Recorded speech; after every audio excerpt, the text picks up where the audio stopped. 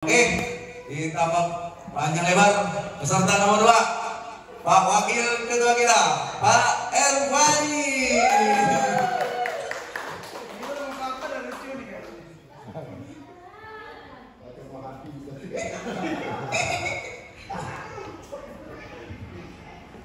Assalamualaikum warahmatullahi wabarakatuh.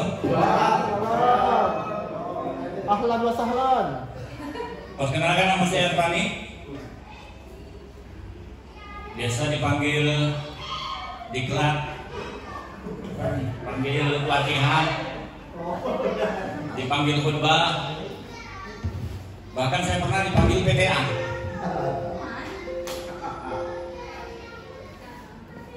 Jadi ketika dipanggil itu,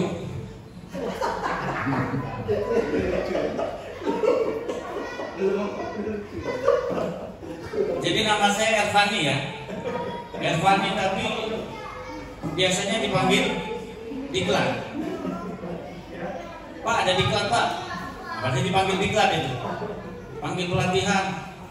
Pas ada perkara sudah putus, pihaknya tidak terima, Pak, Bapak dipanggil Pak, dipanggil PTA. Dan yang pasti kita semua nanti akan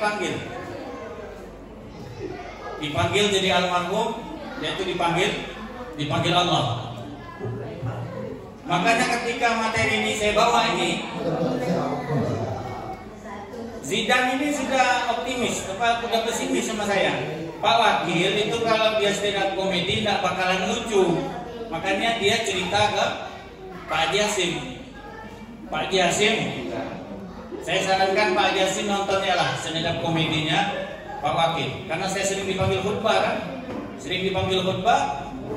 dia pun materinya pasti nggak jauh-jauh dari akhirat. Bilanglah dia ke Pak Jasim sebaiknya nonton stand up komedinya Pak Wakil. Emang judulnya apa? Pak Wakil nanti materi stand up-nya bagus, materinya apa? Kehidupan dalam alam barzah katanya. Ya Ustadz sih Ustadz gitu kan, tapi kalau stand up komedi ya materinya yang lain gitu. Jadi soal dipanggil ini juga jadi masalah bagi saya ini. Saya walaupun nama saya Erwani, kemudian jabatannya wakil ketua gitu ya, tapi saya kalau dipanggil Erwani itu agak kurang nyaman. Dipanggil Pak Wakil itu apalagi saya kurang nyaman. Saya paling nyaman itu kalau dipanggil makan. Ini harusnya lucu nih. Harusnya lucu. Bukan mau ketawa ya. Ini harusnya lucu ini. Jadi saya dipanggil Erwani itu saya kurang nyaman. Dipanggil Pak Wakil apalagi saya kurang nyaman. Saya nyaman itu kalau dipanggil makan. Pak makan Pak. Nah itu saya senang. Apalagi nanti hari Senin. Hari Senin tanggal 19 Agustus itu ada panggilan makan. Panggilan makan dari Pak Ketua. Saya tanya menunya apa? Menunya nasi Arab. Insya Allah nanti kalau hari Senin menunya nasi Arab, ana insya Allah nambah salah Ramadan alias 3 kali. Ya untungnya itu ya, untungnya nasi yang disediakan itu nasi Arab. Jadi Igo nanti saya sarankan kalau mau fasih bahasa Arab, makanlah nasi Arab itu nambahnya 3 kali.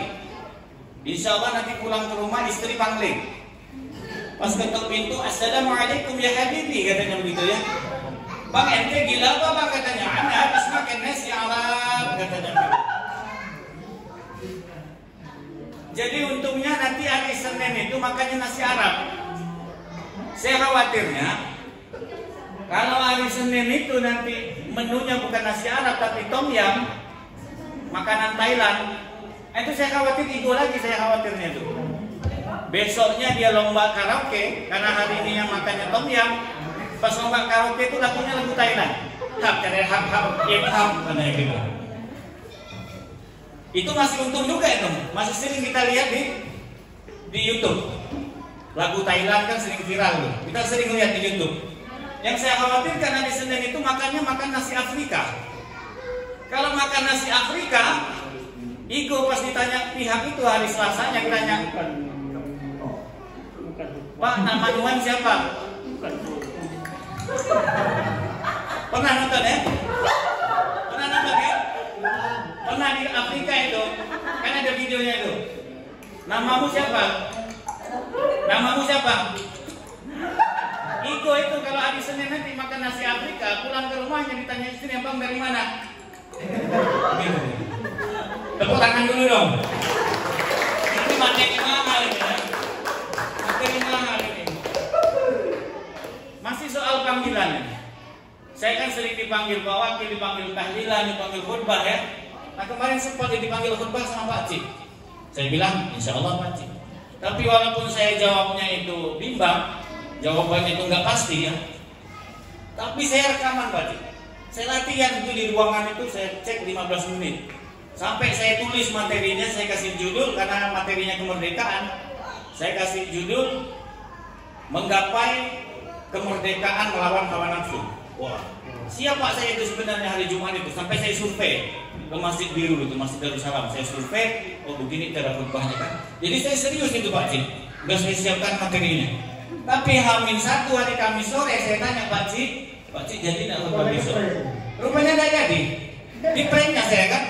Akhirnya saya ngambek malam itu materi stand up comedy, materi khutbahnya saya ganti judulnya itu. Dari semula merdeka dari hawa nafsu, saya bikin materi stand up judulnya materi stand up yang tidak lucu, sudah gitu ya. Udah mampir itu ya. Makanya inilah saya meminta nih dalam kesempatan stand up comedy ini, saya minta sudahlah saya khutbah itu gagal, saya minta stand up komedinya jangan sampai gagal juga. Jadi saya minta sedekah ketawa lah ya. Sedekah ketawa, ketawanya jangan pelit-pelit ya. Kenapa kalau sampai saya khutbah gagal, kemudian stand up komedinya tidak lucu, kegagalan saya itu paling disenangi di kantornya ke orang yang paling senang kalau saya gagal di kantor ini. Via ini paling senang kalau saya gagal di kantor ini. Apalagi kemarin main tenis lawan dia, kalah Pak saya. Itu dia berpapasan sama saya itu. Kakinya saja tak jejak di lantai. Kerudung dia tuh kalau ketemu saya itu macam kena angin sepoi-sepoi. Bekipas pakai jackpot 50.000. Sebenarnya ikut tenis itu, saya ikut pertandingan tenis itu, saya itu biasa aja. Enjoy, saya jadikan pengalaman buat latihan. Jadi saya tidak ada beban itu. Ikut lomba tenis itu saya tidak beban. Cuma yang jadi beban setelah saya duduk istirahat selesai pertandingan saya kalah itu, duduk saya merokok di samping lapangan, datang pula Vianya. Keset di bawah raket, keset di bawah raket. Pak, maaf Pak ya. Via tadi menang, Via jadi tidak enak sama bapak kata. Kataku, macamlah pemain bukis. Gegam Vianya aku kawinkan sama Budi. Bud, mau nggak Bud? Mau.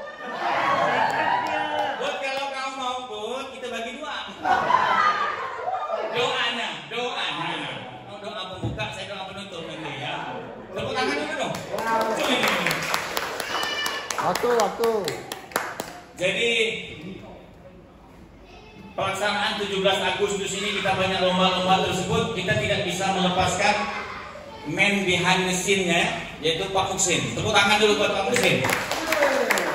Itu yang laki-laki, man behind the scene-nya. Tapi ke woman behind the scene-nya Via. Tepuk tangan buat Via.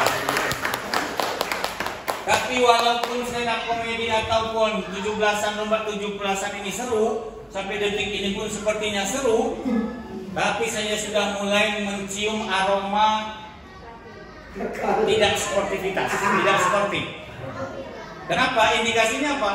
Kekuasaan dan tupoksi digunakan untuk mengintimidasi lawannya. Ini berbahaya sekali. Iya, intrik politiknya itu ngalah-ngalahkan politik nasional. Ini Maman Abdurrahman, Lazarus, Jokowi, Megawati, kalau disuruh lomba Agustusan di sini, itu pasti geleng-geleng. Jangankan yang politik besar itu ya, Via aja nih. Via aja yang baru menang penghargaan 5 penghargaan KPPN, ketika ada jadwal tanding sama Pak Sekretaris, itu digunakan untuk mengintimidasi Pak Sekretaris itu. Pak Sekretaris, kalau Bapak berhadapan sama saya, terus Bapak tidak mau ngalah, tahun depan atau 3 bulan depan, IKPA kita turun gitu. Luar biasa ini.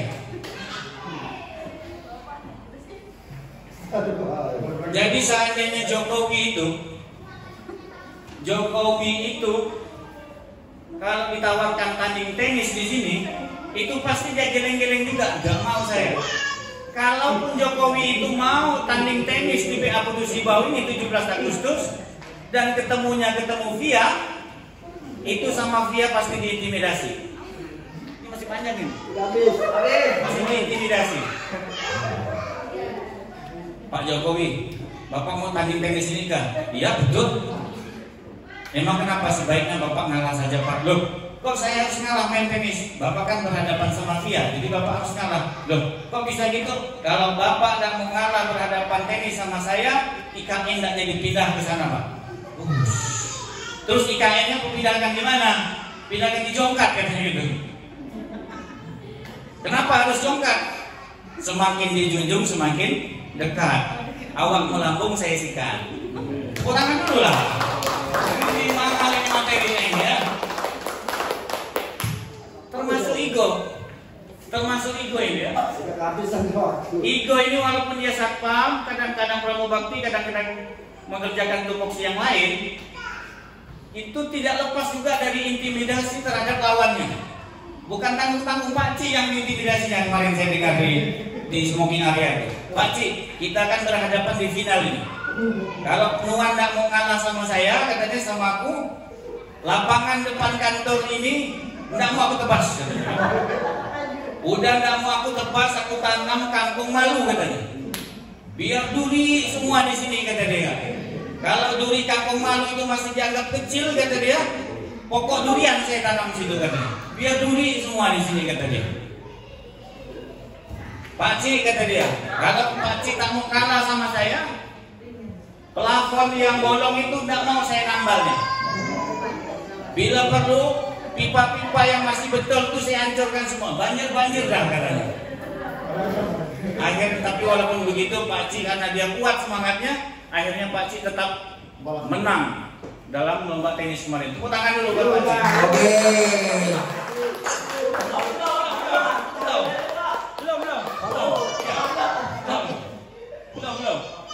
Belum. Masih satu materi lagi ya.